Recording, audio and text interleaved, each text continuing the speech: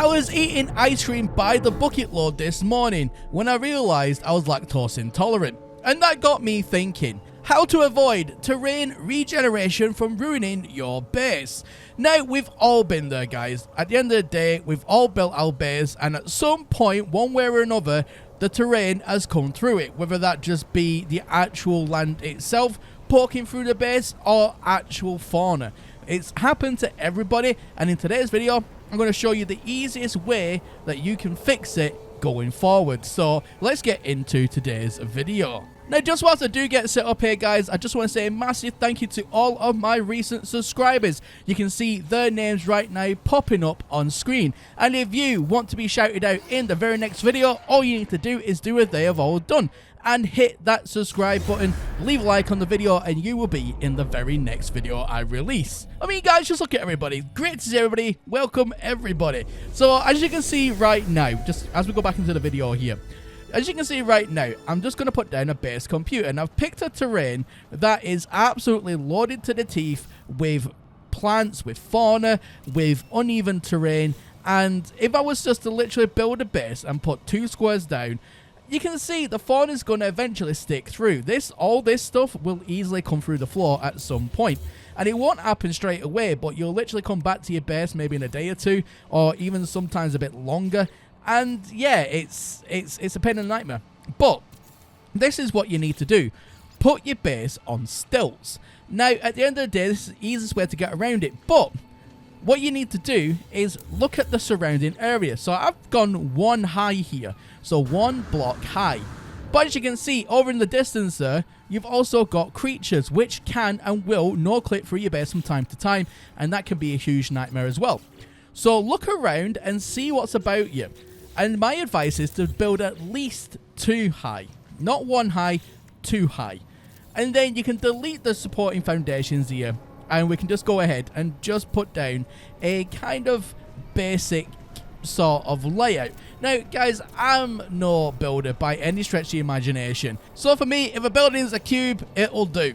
So all we need to do now is put some stairs in, put some walls in, and then do some decoration. But obviously, you don't want to break immersion either, and you don't want to have this floating platform unless that is your stick and that's what you like, then fantastic. For me, however, I like to build some columns just to kind of act as a quote-unquote support structure. However, obviously, they're obsolete, and you can even hide your base computer in one of these as well if you really wanted to. But just for building sake today, I'm just going to literally do a column 2 high like this. A nice cube block. Again, everything in cubes. And I tell you what, cubes are your best friend. You can't go wrong with a cube. So all we need to do now is put some stairs, put some walls, and then we can fill out the inside. So the next thing I'm going to do is put on some roof structures. Now, I always recommend going with something that will let light in. So anything that is see-through or made of glass will suffice. However, you can also just put down your normal tinder floor panel, and for particularly this demonstration, that's what I've gone ahead and done. Just done a mix of both. Now, one thing about this game that I hope that Hello Games does fix, because it has been a big problem for a long while, at least for me anyway, is look how dark it is. Now, obviously, you can put down lights, and that should fix the problem. However, I don't want to spam my base with 20,000 lights just so then I can barely see. I think lighting in this game needs a very heavy rework, just a little bit, and that way then we can all place down, you know, 3 or 4 lights, and it actually lights up the whole base, rather than going ahead and spamming lights until it looks like something like the Blackpool Illuminations. But still, it is what it is. So once you get inside, place down your lights, place down all your trinkets, and anything else that you desire. Now, the best thing about building something like this is, like I said, it's an elevated design, which means you're not going to get the terrain generation. When you go back from traveling and whatnot to the base, even after a month, even after an update, the base should still be alright. Because you're elevated, it doesn't have all the same problems as a non-elevated base. So if you've had problems in the past, like I said, with terrain generation, updates, minor updates, or just bugs in general in No Man's Sky ruining your base, then that is the quickest and easiest way to fix that problem. just raise it off the ground.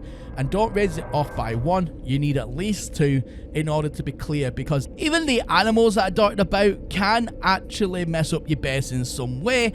Even if a random ship lands somewhere near you in the vicinity, it can make your camera uncontrollably shake, like you are in the anomaly sometimes when pilots land. If you just raise it off the ground, you don't get those problems. So this is why, from pretty much the last few months, any base that I have built has always been raised. And there you go, guys. I mean, at the end of the day, quick, easy, cheap, and simple. All the things I love. Now, again, I'll just have a quick run about, just in case you do want to build something like this for yourself. This is what I've gone ahead and done. Nothing too spectacular, but, you know, a few lights around the walls, a few lights on top, a few bits of decoration in places. Again, it's a good little base. It's got solar panels on the roof, it lets light in during the day, and at night, it's just about barely seeable with 20,000 lights. But at the end of the day, once you're happy with it, don't forget to upload the base itself. Once you do, jumping in and out your ship on top of that, make a save point. But there you go, guys. I mean, at the end of the day, great little base. It can do absolutely anybody a good turn, and obviously you can expand on this, make it as big and fancy as you want, but for me, this is my palace. But anyway, guys, I mean, there you go. End of the day, completely fixes the problem. Let me know your thoughts about this in the comment section down below. Have you had the terrain generation problem, where random plants all of a sudden popping through your base for no apparent reason? Let me know in the comment section down below as always, and my name is Professor Cynical, and I'll catch you all again in the next one. Bye for now.